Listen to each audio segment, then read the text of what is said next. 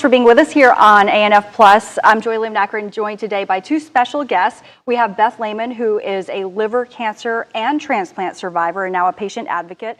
And we have Dr. Lance Stein, who really, you're the medical director for transplantation and liver disease, specifically transplantation at Piedmont Transplant. I know you're also a professor and you teach this as well. And this is Liver Cancer Awareness Month, the whole month of October, and Liver Awareness Month in general. And Beth, I mean, obviously this is a cause so close to your heart because we remember that just a few years ago, you were literally planning your own funeral. I was. Yeah, you know, what time does now? You know, it's still, I can remember that like it was yesterday, because the diagnosis of liver cancer for me was so shocking. You know, I had alcohol-related liver disease, so I did not know that alcohol was going to cause cancer.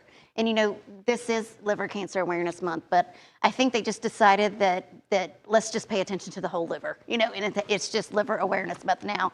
And we just want to stop by, say thank you for having us back, but, you know, bring attention out there that, you know, the liver is kind of a little ignored organ, you know, and it processes everything we have in our body. So we just wanted to bring some attention to that and, you know, talk a little bit about some things that are going on. Yeah, so one of the things that you wanted to make sure that people are aware of are just kind of some of the different terms that have changed over the years about liver cancer and really liver health. Right. They've had a big change in terminology right now. And for that, I'm going to hand it over to the doctor, the one that can actually say it correctly. Sure. So, I mean, the big news in the last couple of years in the world of liver disease is we've been doing much more systematic in our approach of how we change the correct names for the diseases that we're managing. One of the problems is, in particular with alcohol-related liver disease, is we used to call it alcoholic liver disease. And it connotes the wrong connotation for patients, and they feel stigmatized because they have a disorder that is being treated like an alcoholic, and in most social circles that carries a negative connotation. And in reality, the disease is a known entity, it's a treatable disorder, and we know how to manage it, and we want to take away some of the stigmatization from the disease. And so the name with alcohol-related liver disease or alcohol-associated liver disease, you see it both ways, kind of helps to allow us and our patients to achieve that. The other one that is being much more awareness in regards to our world is the most common liver disease that we treat, and that is what we now call metabolic associated steatohepatitis or steatotic liver disease, and that classically was called fatty liver disease or non-alcoholic fatty liver disease, which also, again, shares the confusion for our patients of do they have a disease associated with alcoholism or not. I understand now why you wanted him to give the terms. Yeah. say that 3 times Even twice. I struggle. Yeah. Say it 3 times twice, right? Oh, you know, yeah. Well, no, I mean, it's important to, you know, bring that levity to it because, I mean, honestly, Beth, I'm just in awe sometimes of how much you just embrace life and how you just have you have sunshine. You're just like a ray of sunshine. Geez. And you literally, I mean, I've seen pictures of you, and I think we have those for our viewers. You really almost didn't make it. No, I did not. And, you know, I was a alcohol caused cancer. I didn't know that I could get as sick as I did. I was a red wine drinker, you know, but, you know, there's a difference between having a glass of wine with dinner and the consumption rate that I was at. But, you know, there's just so many things that are going on right now where we need to focus on the entire liver. Yeah. And so for that, I wanted just to talk a little bit more about some other things that are going on. In his world over here, you know, we have hepatitis C that is still out there. However, there is some treatment for it. But right now, the youth are really having a hard time with hepatitis C. Yeah, so hepatitis C classically was in the baby boomer population. So folks born between 1945 and 1965 were most at risk. That has changed in the last 20 years with the opioid epidemic. And the risk factors for acquiring hepatitis C, a bloodborne virus, tends to be most common now in young folks. So the highest rates of new infections are in folks under age 40, typically under age 30, and rates of women acquiring hepatitis C is much higher than it's ever been. Wow, interesting. So overall, with the various liver diseases, what percentage of the population is impacted? I mean, is it pretty substantial risk that we should be concerned about just for an average person? Yeah, so the answer is yes. I mean, liver diseases in general, to the severity that we typically see at Piedmont, is very uncommon. Okay. However, the risk factors exist for folks who are maybe intaking more alcohol than is appropriate. And we see this a lot, particular as it relates to alcohol liver disease, that folks are not kind of in tune or in connection with what's harmful drinking and what's not harmful drinking, and the type of alcohol, and what the definition of how we view alcohol-related liver disease. Many folks just assume, oh, it's just red wine, or oh, it's just beer, because they just assume that it's liquor that's harmful to the liver, but it's all alcohol, right? And it's just, for men, the limit is typically 2 or 3 drinks per day. For women, it's generally 2 drinks per day at most. And the number of drinks is measured by grams of alcohol, not by self-poured drinks too, so folks can get themselves into trouble too. But the most common disorder that we see now is this metabolic-associated fatty liver disease, which runs along with very common problems in the community of being overweight, diabetes, and family risk. And so, apart from alcohol, I mean, are there certain things that we should be conscious of in terms of diet or, over-the-counter medications maybe that, I don't know, maybe taking too much aspirin? So the answer is yes to everything. Yes. Talk to your doctor, right? So everything that we ingest into our bodies gets processed by the liver, right? So theoretically, everything has a potential harm to the liver. I think where we struggle as practitioners, where we see folks get in trouble, is if you're taking too much of a certain kind of medication. Now, Tylenol can get you in trouble if you're taking way too much, but as recommended on the bottle for most folks is going to be just fine. What we struggle with is some of the herbal products that are available in the community and non-regulated medications, usually dietary supplements. In particular, there are agents that are marketed as liver cleanses or liver detox medications, and these, for many patients, actually are not safe. Really? Wow. That's really important to know. Yeah, if you look at the back of the bottles of some of those detox things, some of them you can't even pronounce, but anything that you can't readily see on that bottle, you don't want to ingest. And I really started thinking about things different when the concept of everything that I put in my mouth goes through my liver. I knew it, right? We all know that, but thinking about it as I'm eating, because I'm not a healthy eater. I'm not. I grew up eating French fries and hamburgers all the time, and it's really made me change the way that I think about it and how I eat now, because, I don't own this liver. This liver was given to me, and it's my donor's, and I'm just giving it a home.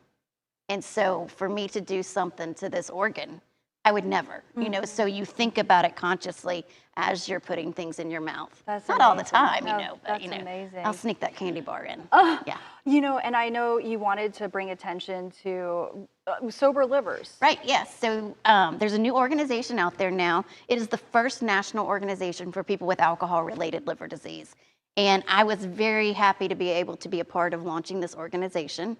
And soberlivers.org, we are in the process of launching a new website. But, we want to protect people's anonymity, because alcohol and alcohol intake, I call it alcoholism when I'm talking about myself, because I need that term in my life.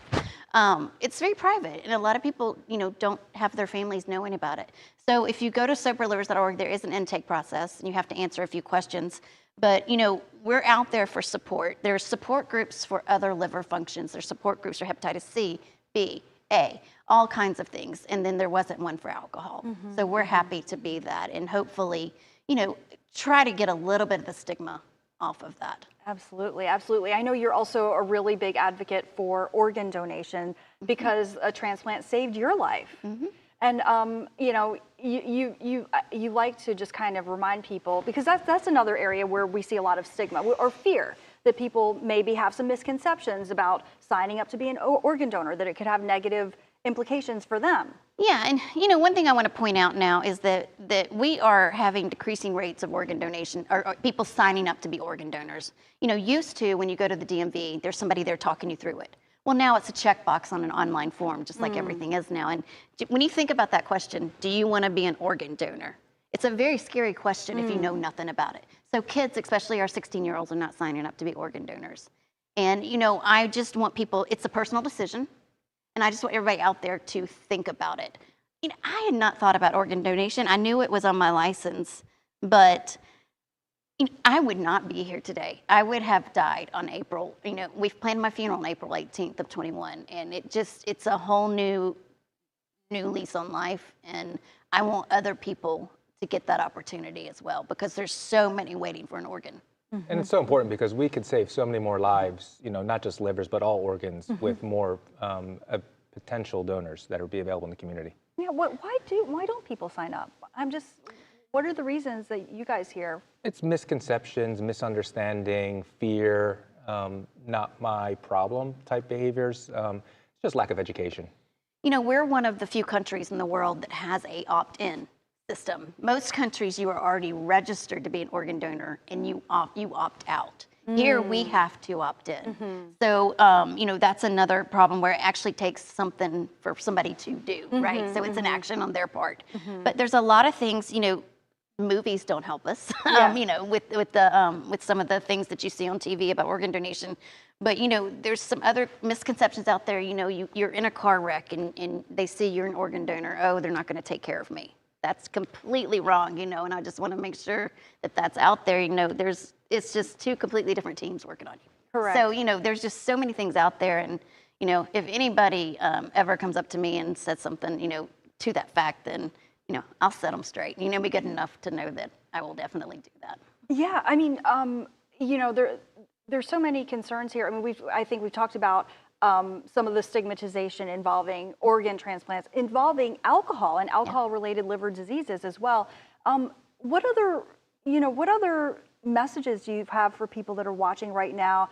What are some things that they should consider maybe in their daily lives that might help keep them or their families safe? Yeah, everything in moderation is important, right? So we generally advocate to our patients that they live a healthy lifestyle through increased physical activity. If there are substance abuse involved, that we either do harm reduction or strategies to minimize and stop problem use. And, we get this question a lot from our patients who may be overweight or diabetic is, can I have birthday cake? Can I, go out and have barbecue? And the answer is yes, but in moderation. Right. What we find is our patients are doing the wrong foods too often, often in the wrong caloric intake patterns. And you can have a normal, happy, healthy life and go have all you can eat. But if you're doing it rarely, it's going to be fine. One thing that I used to say to myself was, tomorrow, I'm going to stop drinking tomorrow, right? And then you'd get up the next day and you'd be like, no, not today. Something happened. There's always a reason for me. There was for me taking that next drink. And I know that there's people out there now that are like, okay, well, it's 2:00. Let's go have a drink. But I would always say tomorrow. So, if there's somebody out there that is saying tomorrow I'll stop, I want them to really, really think about it, because people used to tell me this all the time and I never believed it, but they said sober life is fantastic. And I used to look at them and say, how could I live without a glass of red wine? And now I'm the one saying that, and it's so cliche, but the number of times that I hear, I feel so much better now that I quit drinking, it's just shocking. When I had my liver transplant, when I woke up from surgery, it was an immediate. I think we've shown before the pictures of me on day 3 and day 4. It is just it was an immediate change. And, that was when I said, this is way too big of a life change not to talk about it. Any final thoughts before we? No, but it's just the whole month, liver awareness. So you're going to see things on social media. And, if you have any questions or anything about liver, go out there, get some answers. If you have issues with your gut or if you're not feeling well, make that appointment with your doctor and go see, And I think we wanted to say real quick, but didn't Piedmont just celebrate their 2000th liver transplant? So Is that Piedmont right? a month ago did their 2000th liver transplant. We've been doing liver transplants for 19 years now. Wow. But yeah, final thoughts. I advocate anybody listening to go talk to their doctors, get full comprehensive assessments, and make sure that they're, having good, healthy liver lives. Yeah, absolutely. So there's 1,999 more people out there like me that had their transplants at Piedmont. Yeah, So, that's amazing. There's more than that now, but I just. Yeah, that's amazing. All right, well, thank you so much. Beth Lehman joining us, liver cancer and transplant survivor and patient advocate, and Dr. Lance Stein from Piedmont Transplant. And of course, thank you all so much for joining us. We have much more on our Atlanta News First app.